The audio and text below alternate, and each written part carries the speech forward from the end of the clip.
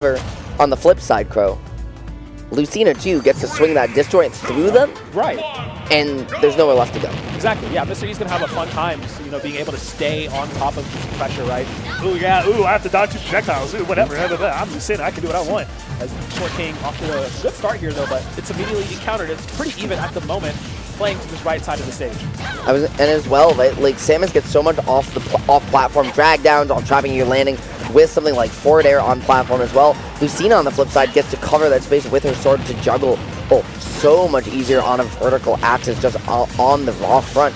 Right now, though, Mr. E gonna try to just use these wavelands, right, hold you to the corner, but instead it's gonna be shortkng sending you down to the depths, cutting a couple inches off of Mr. E's height, perhaps. My, yeah, okay. All right, we'll take one. It's for an off stage. Ooh, so reversal good. The counter, yeah. Fallen. So it's all right. You get one. Now I'm mad. So now we're going to see Mr. E turn it up just a bit. Maybe he could have dared to get back to ledge there, but instead what we're going to see is immediately getting put back in the corner. Doesn't even get to reset the neutral, and that's a second side special in a row there. I don't know what's going on, but those are definitely misinputs. The bright lights are shining a little too light on shortkng, unfortunately. You know, it affects him a lot down there. See if he can recover, though. He's down 1 stock. I mean, not impossible task. Like we had said, the stage can service Samus pretty well if they can start to get the pressure up, if shortkng can, you know, get their setup going. The perfect waveland for Lucina. Lucina, Samus, maybe the 2 best waveland characters in the entire game here. You'll see them use wavelands, wave dash back more than most of the rest of the cast right there, though. It's just the pivot F smash to push you to the corner, or for Mr. E, right? Trying to find the ledge jump, tether allowing you to mix up the timing. Even still, Mr. E's positioning here has been such to really lock down what we saw shortkng get the mileage off of early in the game 1, which was these grabs and the ability to reversal you off ledge. Exactly. See if this game plan can be stepped up. Oh, okay. All right. You know, I didn't have a point. Yeah. No segue. No notes. And, you know, if you watch the way this game ends, we'll get there in just a minute, but it's actually really, really smart positioning from Mr. E. Because, remember, Lucina doesn't have a tipper. Right. You don't need to be at the very tip. But what you do get by being at that end, that maximum range, and if you watch Lucina when she does the neutral airs, we'll see what comes out here. Ready? So she down tilts, she backs up, forces you with that ledge to back air, and then just by spacing it perfectly, you see how she leans back just slightly when she neutral airs? That lets her legs shimmy just far enough away that she's able to catch you with the tip of that sword before the missile catches her legs. If you don't press a button, or you even press a forward air, which still swings top to bottom at that point, your legs are close enough that you get hit by the missile and don't find that forward air to connect. That's that secret forbidden tech that only you know if you have hours upon hours upon hours on a character. Now we're getting back into it here. 2 up now. Or sorry, that was the first game, yeah?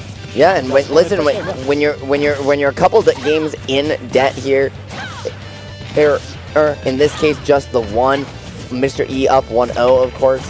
Hey, what better place to take us than Tom Nook's home, right? No better debt collector in the business. I owe that man so much money. Why? Decisions to be made. This is a very different complexion than the first game. You see how different the pace has been.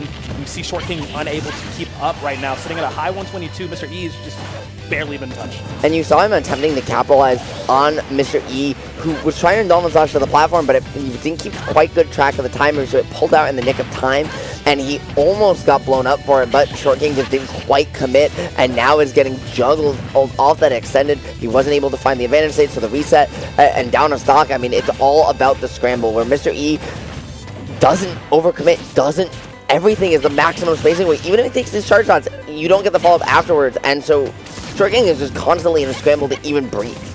Yeah, literal suffocation right now.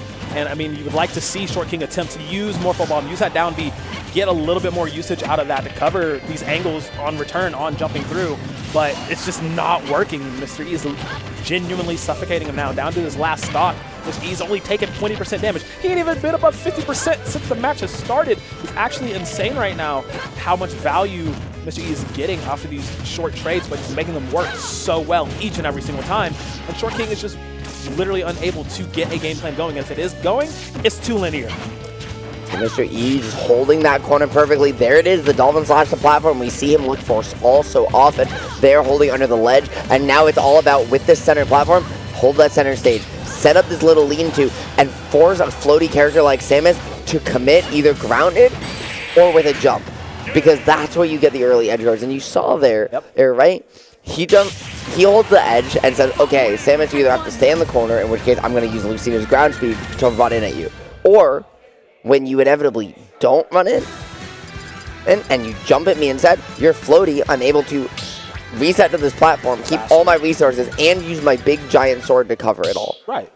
Right, and it's just it's a character diff in that situation, and like you said, you can just see the ability for Mr. E to reset faster paying off a lot more, and he's just so chill. Like, he's vibing through it. You know, that's the wealth of experience. You know, we've been playing for a hot minute, being able to do it in any situation, and now I believe we're going back to Final Destination.